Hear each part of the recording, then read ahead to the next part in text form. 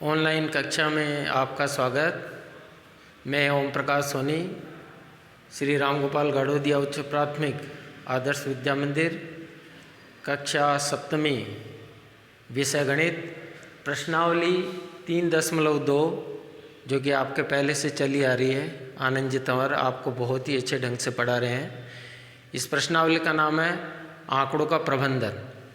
इसमें एक मुख्य चीज़ बताई गई है कि बहुलक किसे कहा जाता है, कि जो भी आपको प्रेक्षण दिए हुए हैं उन प्रेक्षणों को एक समूह में जो अधिक बार आता है, जो अधिक बार आता है वही संख्या उसका बहुलक कहलाती है। ये बहुलक की परिभाषा है कि दिए हुए प्रेक्षणों के समूह में सबसे अधिक बार आने वाला प्रेक्षण, सबसे अधिक बार, ये ध्यान देने की बात है, जो सबसे ज़्यादा अधिक बार आया है वही आपका इस समूह का बहुलक कहलाता है। इसमें जो प्रश्न आएंगे उसमें आपको पूछे जाएंगे बहुलक क्या है, तो आपको ये अंडरलाइन रखने की बात है कि सबसे अधिक बार जिसकी फ्रीक्वेंसी बार बार हो रही है, उसकी बारंबारता आ रही है, वही आपका इसका सबसे बड़ा एक साधन है, उसका नाम है सबसे अधिक बार। दिए हुए प्रेक्षणों को आरोही या अवरोही क्रम में व्यवस्थित करने के बाद उनके बीचों बीच वाला मान माध्यक कहलाता है। दूसरा, ऐसी प्रश्नावली में आपके पास सवाल आएंगे कि माध्यक किसे कहा जाता है। तो माध्यक के लिए जो आपको प्रेक्षण दिया गया है उनमें से आप प्रेक्षण क्रमबद्ध नहीं होंगे, कहीं 17 आगे, कहीं 18 पीछे, कहीं 19 आगे, कहीं 25 पीछे, ऐसे क्रमबद्धता नहीं होगी। तो पहले उसको क्रमबद्ध कर लीजिए। आरोही का मतलब है कि चढ़ते हुए, जैसे 2 से बड़ा है 5 से बड़ा है 11 से बड़ा है 21, इस प्रकार से चढ़ते हुए कर लीजिए, या उनको अवरोही में कर लीजिए। बड़ी संख्या को पहले ले लीजिए, फिर क्रमबद्धता से उससे छोटी कौन सी है, फिर उससे छोटी कौन सी है, इस प्रकार से आप उसको व्यवस्थित कर लें और उसके बाद जो उसका बीच वाला मानक है वो माध्यक कहलाता है। अब इस माध्यक में ये हो सकता है जो आपको संख्याएँ दी होगी, अगर वो सम में दी हुई है, जब तो आपको सीधा ही जैसे 10 आप इंक्लूड करोगे, 1 2 3 4, अगर 10 आती है, 12 आती है, 16 आती है, 20 आती है, 22 आती है, तो इसका मतलब वो सम संख्या है, उसमें आप 2 से डिवाइड कर लीजिए तो माध्यक आ जाएगा। लेकिन अगर विषम संख्या दी हुई है, जब आप काउंटिंग करेंगे उन दिए हुए प्रेक्षणों को, तो आपको लगेगा ये 13 है, तो n+1 एक जोड़ दीजिए ताकि उसमें 2 का भाग चला जाएगा, तो 13 और 1 14 के 2 का भाग देंगे तो उसमें 7 आएगा, तो 7 उसका माध्यक कहलाया जाएगा। इधर से आप गिन लोगे 1 2 3 4 5 6 7, तो उसका वो माध्यक हो जाएगा। इस प्रकार से हमने इस प्रश्नावली से करने से पहले 2 चीज़ें सीखी है। पहला, बहुलक किसे कहते हैं, जो कि किसी प्रेक्षण के समूह में बार बार आ रहा है, यानी कि जो सबसे अधिक बार आ रहा है वो बहुलक है। और माध्यक यानी कि जो प्रेक्षण दिया हुआ है उसको पहले आरोही में या अवरोही में व्यवस्थित करने के बाद उसमें 2 का भाग दे दीजिए।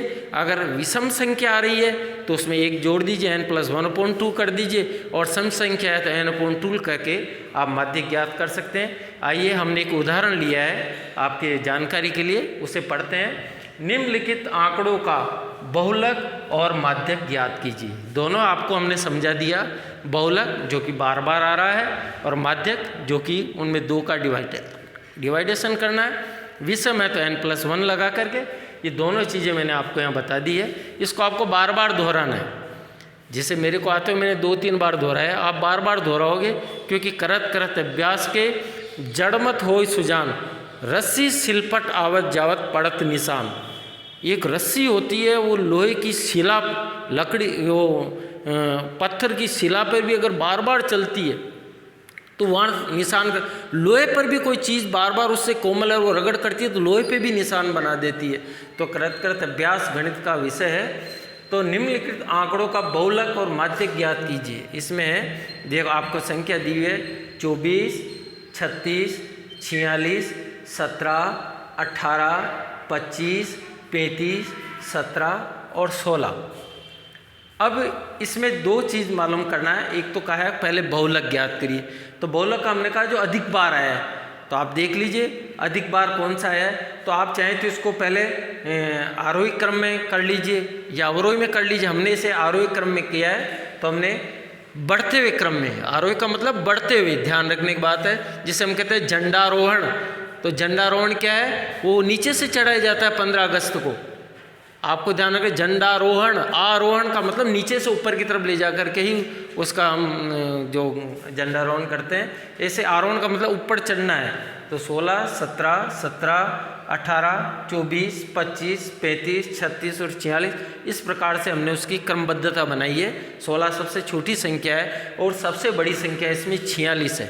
अब इसमें कौन सी संख्या ज़्यादा बार आई है, तो आप जैसे दृष्टि डालेंगे तो आप जब अवलोकन करेंगे तो आपको लगेगा कि 17 इसमें 2 बार आया है। इसके अलावा कोई भी संख्या 2 या उससे अधिक बार नहीं आई है। तो इस उदाहरण से हमें मालूम हुआ कि इस आंकड़ों का जो बहुलक है वो आपके 17 है। 17 की बहुलक है, क्योंकि ये 2 बार आया हुआ है, बाकी कोई भी संख्या 2 बार नहीं आई है, तो ये बहुलक होगा। अब दूसरा इसमें है कि माध्यक क्या है। तो माध्यक देखिए हमने आरोही में कर ही लिया। अब आप इसको गिन लीजिए, 1, 2, 3, 4, 5, 6, 7, 8 और 9, यानी कि 9 विषम संख्या है। तो विषम है तो इसे यहाँ फार्मूला होगा n+1, n+1/2। तो हमने लगाया n यानी कि नंबर +1/2। तो हमने देखा n है यहाँ 9 और +1 इसमें जोड़ दिया बराबर 2, तो बराबर हो गया 10/2 और ये हो गया आपके 5। यानी कि इसमें जो 5वें नंबर का होगा वो माध्यक होगा। आप इधर से गिन लीजिए, 1, 2, 3, 4 और 5, यानी कि 24 जो अंक है यही इसका माध्यक है। तो दूसरे का उत्तर होगा माध्यक